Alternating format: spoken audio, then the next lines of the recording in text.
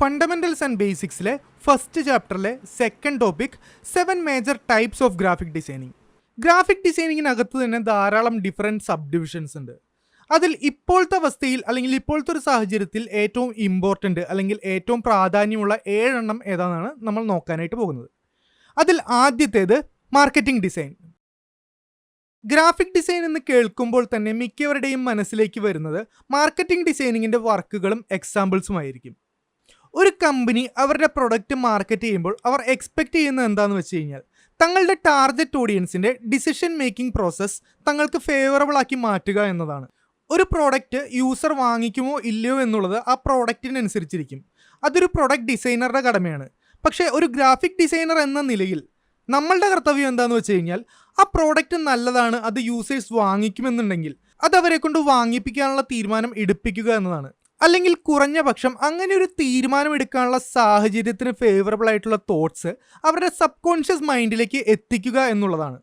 അതിനായി നമ്മൾ ആ പ്രൊഡക്റ്റിൻ്റെ ഗുണങ്ങളും പ്രത്യേകതകളും വിഷ്വലി എൻഗേജിങ് ആയിട്ടുള്ള രീതിയിൽ യൂസറിലേക്ക് എത്തിക്കണം, അഡ്വർടൈസ്മെൻറ്റ്സും മറ്റും ഉപയോഗിച്ച്. മാർക്കറ്റിംഗ് ഡിസൈനിങ്ങിൻ്റെ ഉദാഹരണങ്ങളാണ് നമ്മൾ ഡെയിലി എന്നവണ്ണം കാണാറുള്ള പോസ്റ്റേഴ്സ്, നോട്ടീസ്, ഫ്ലയേഴ്സ്, ഫ്ലെക്സ്, ബാനറുകൾ, അതേപോലെ അഡ്വർടൈസ്മെൻറ്റ് തുടങ്ങിയ കാര്യങ്ങളൊക്കെ. പലപ്പോഴും പല ഡിസൈനേഴ്സും ചെയ്തിട്ടുള്ള ഇതുപോലെയുള്ള വർക്കുകൾ കണ്ടിട്ടാണ് നമ്മൾ പല പ്രൊഡക്ട്സും വാങ്ങിക്കുന്നത് തന്നെ. വിഷ്വൽ ഐഡൻറ്റിറ്റി ഡിസൈൻ അഥവാ ബ്രാൻഡ് ഐഡൻറ്റിറ്റി ഡിസൈൻ.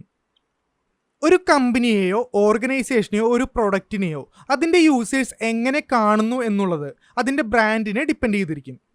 ഈ ബ്രാൻഡ് ക്രിയേറ്റ് ചെയ്യേണ്ടതും അത് തീരുമാനിക്കേണ്ടതും ഒരു ബ്രാൻഡിംഗ് ഡിസൈനറുടെ കടമയാണ്. ഒരു ബ്രാൻഡിനെ അതിൻ്റെ യൂസേഴ്സ് ഐഡൻറ്റിഫൈ ചെയ്യുന്ന മുഖമുദ്രയാകുന്ന ലോഗോ, അതിൻ്റെ കളർ, ടൈപ്പോഗ്രഫി തുടങ്ങിയ കാര്യങ്ങളൊക്കെ ഒരു ബ്രാൻഡിംഗ് ഡിസൈനറാണ് തീരുമാനിക്കേണ്ടത്. അതുകൂടാതെ ഈ കളേഴ്സും ഡിഫറെൻറ്റ് ഷെയ്ഡ്സും ടൈപ്പോഗ്രഫിയും ഒക്കെ ഓരോ ക്രിയേറ്റീവ്സിലും എങ്ങനെ ഉപയോഗിക്കണം എന്നുള്ളതിൻ്റെ ഒരു ഗൈഡ് ലൈനും നമ്മൾ ബ്രാൻഡിംഗ് ഡിസൈനേഴ്സ് തന്നെ പ്രൊവൈഡ് ചെയ്യണം. ലോഗോയിലും കളറിലും മാത്രം ഒതുങ്ങുന്നതല്ല ഇത്, മറിച്ച് പലപ്പോഴും ഒരു ഓഫീസിൽ യൂസ് ചെയ്യേണ്ട സ്റ്റേഷനറി ഐറ്റത്തിൻ്റെ ഡിസൈൻ, ഉദാഹരണത്തിന് ID കാർഡ്, ടാഗ്, അതേപോലെ പലതും നമ്മൾ ഇതിൻ്റെ കൂടെ തന്നെ കൊടുക്കേണ്ടി വരും. മിക്കപ്പോഴും ഒരു ഓർഗനൈസേഷൻ്റെ ഹെഡ്സുമായിട്ട് ഇടപഴകേണ്ടി വരും എന്നുള്ളതുകൊണ്ട് നല്ല കമ്മ്യൂണിക്കേഷൻ സ്കില്ലും അതേപോലെ തന്നെ ഈ ഓർഗനൈസേഷനെയും അതിൻ്റെ കോമ്പറ്റീറ്റേഴ്സിനെയും അടക്കം പറ്റി റിസർച്ച് ചെയ്യാനുള്ള ഒരു കഴിവും ബ്രാൻഡിംഗ് ഐഡൻറ്റിറ്റി ഡിസൈനറിന് ആവശ്യമാണ്. മാർക്കറ്റിംഗ് ഡിസൈനിലൂടെ നമ്മൾ കൂടുതലായിട്ട് ചെയ്യുന്നത് പുഷ് മാർക്കറ്റിംഗ് ആണെങ്കിൽ, അതായത് നമ്മൾ യൂസറിലേക്ക് നമ്മുടെ പ്രൊഡക്റ്റിനെ പുഷ് ചെയ്യുകയാണെന്നുണ്ടെങ്കിൽ, ബ്രാൻഡിംഗ് അല്ലെങ്കിൽ വിഷ്വൽ ഐഡൻറ്റിറ്റിയിലൂടെ നമ്മൾ ലക്ഷ്യമിടുന്നത് പുൾ മാർക്കറ്റിംഗ് ആണ്. അതായത് യൂസേഴ്സ് നമ്മുടെ ബ്രാൻഡ് ഐഡൻറ്റിഫൈ ചെയ്തിട്ട് നമ്മുടെ പ്രൊഡക്റ്റ് ഇങ്ങോട്ട് അന്വേഷിച്ച് വന്ന് വാങ്ങിക്കും. വലിയ വലിയ കമ്പനികൾ കൂടുതലും ഫോക്കസ് ചെയ്യുന്നത് അവരുടെ പ്രൊഡക്റ്റിനേക്കാൾ കൂടുതൽ അവരുടെ ബ്രാൻഡ് ഐഡൻറ്റിറ്റി ക്രിയേറ്റ് ചെയ്യാൻ വേണ്ടിയിട്ടാണ്. User interface design. എന്താണ് യൂസർ ഇൻ്റർഫേസ് ഡിസൈൻ അല്ലെങ്കിൽ UI ഡിസൈൻ? ഒരു യൂസർ ഒരു പ്രൊഡക്റ്റുമായി എങ്ങനെ ഇടപഴകുന്നു അല്ലെങ്കിൽ എന്തുപയോഗിച്ച് ഇടപഴകുന്നു, അതാണ് യൂസർ ഇൻ്റർഫേസ്. ഉദാഹരണം പറയുകയാണെന്നുണ്ടെങ്കിൽ നമ്മൾ ഉപയോഗിക്കുന്ന മൗസ്, കീബോർഡ്, നമ്മുടെ മൊബൈലിലെ ടച്ച് സ്ക്രീൻ തുടങ്ങിയ എല്ലാം യൂസർ ഇൻ്റർഫേസ് ആണ്.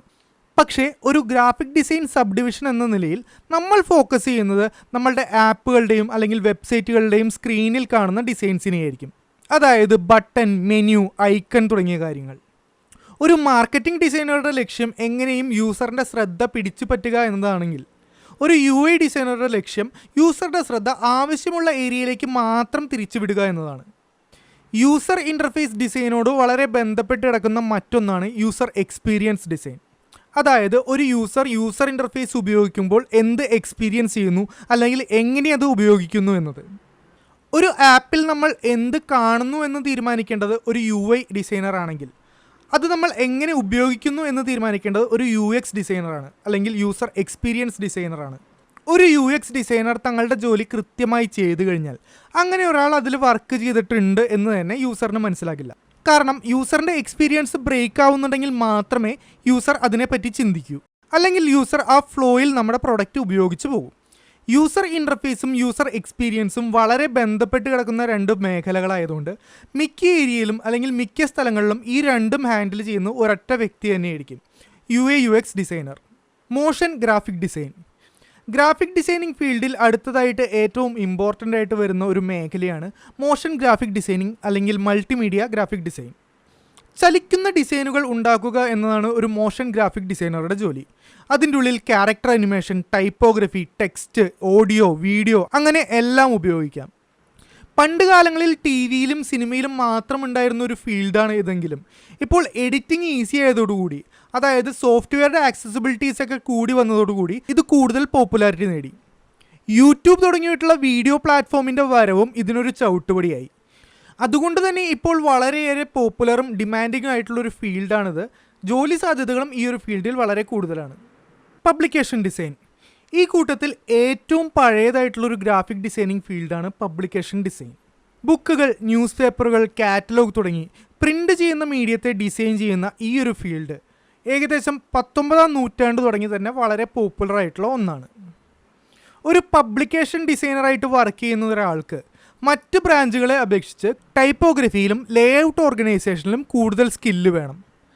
പണ്ട് ഫിസിക്കൽ മീഡിയംസ് മാത്രമായിരുന്നെങ്കിൽ ഇപ്പോൾ ഇ ബുക്കും ബ്ലോഗും അടക്കം ധാരാളം വെർച്വൽ പ്രൊഡക്ട്സും അല്ലെങ്കിൽ ഡിജിറ്റൽ പ്രൊഡക്ട്സും ഈ ഒരു ഫീൽഡിന് താഴെ വരുന്നു. അതുകൊണ്ട് തന്നെ ലെറ്ററുകൾ അല്ലെങ്കിൽ ഡിസൈൻ ഒരു സ്ക്രീനിൽ എങ്ങനെ കാണും, അത് പ്രിൻ്റ് ചെയ്താൽ അതെങ്ങനെയായിരിക്കും, ഇവ തമ്മിലുള്ള വ്യത്യാസം എന്താണെന്നൊക്കെ ഒരു പബ്ലിക്കേഷൻ ഡിസൈനർ അറിഞ്ഞിരിക്കണം.